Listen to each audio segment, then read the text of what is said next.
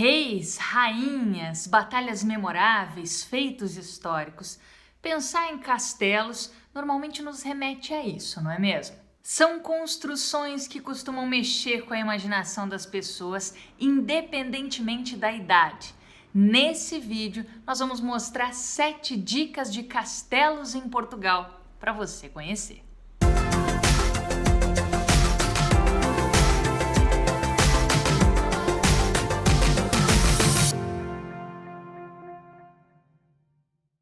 Esqueça daquele tipo de castelo de desenho animado, de conto de fadas.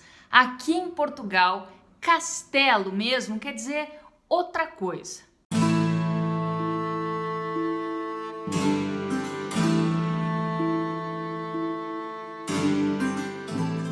A ideia que se faz aqui de castelo não é a ideia que se faz de palácio, são coisas distintas, né? A ideia aqui realmente é que castelo é uma fortaleza e é perceptível isso. Olha só, a estrutura como um todo, ela foi feita para defender. Mas isso não significa que esses locais não sejam muito interessantes de se conhecer. Pelo contrário, desde os mais simples até os mais elaborados e preservados, sempre há algo de novo a ser descoberto. O de Trancoso, por exemplo, na região central do país, tem uma particularidade bem interessante. A Torre de Menagem, ela é a única do país em formato semipiramidal e ela foi construída pelos árabes no século VIII. Ele fica em uma aldeia histórica bem bonita que chama a atenção por ser toda amuralhada. O interessante que a gente percebe aqui de cima é a capacidade de comunicação entre essa torre do castelo e as torres que ficam em cima da muralha, as torres da muralha. Olha aqui que interessante, ó.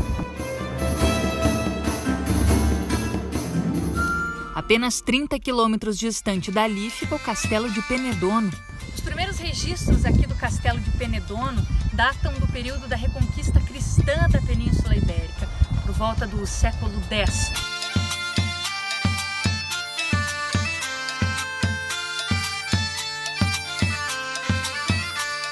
Aqui do lado de fora também é possível ver 2 armas medievais, a balista e a catapulta.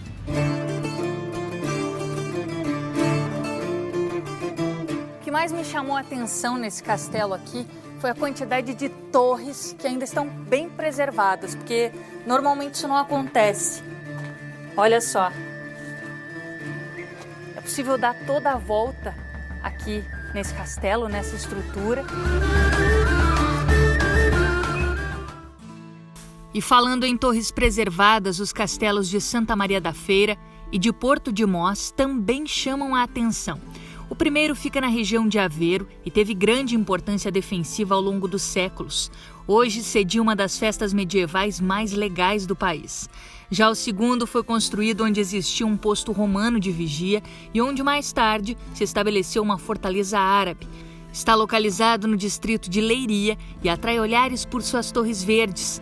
Reflete as influências militares, góticas e renascentistas. Rumando para o norte, chegamos a outros 2 belos castelos. Um é o Castelo de Guimarães, construído no século X como um mosteiro e fortificado no século XII. Conta a história que dentro dos muros deste castelo nasceu Dom Afonso Henriques, primeiro rei de Portugal. O outro é o Castelo de Bragança, um dos mais representativos do país e até hoje em ótimo estado de preservação. Por fim, e não menos importante, pelo contrário, vamos falar do castelo de onde se tem uma das mais belas e encantadoras vistas de Lisboa, o Castelo de São Jorge. Uma construção de origem moura que fica no bairro da Alfama. Preserva 11 torres que podem ser visitadas e dá uma ideia da importância dessa construção defensiva. Aliás, interessante destacar que, diferente dos outros castelos que a gente mostrou, esse sim foi um espaço cortesão, com os antigos edifícios de época islâmica adaptados e ampliados para acolher o rei, a corte, o bispo e instalar o arquivo real numa das torres do castelo entre 1147, quando Dom Afonso Henriques conquistou Lisboa, até o início do século XVI. Com a integração de Portugal na coroa de Espanha, em 1580, aí sim o Castelo de São Jorge adquiriu um caráter funcional mais militar. E é claro que existem muitos outros para você conhecer, como por exemplo de Leiria, de Tomar, Enfim, são muitos, muito bonitos, com muita história. Lembrando, se gostou, curta, compartilhe e inscreva-se aqui no canal da Nacionalidade Portuguesa.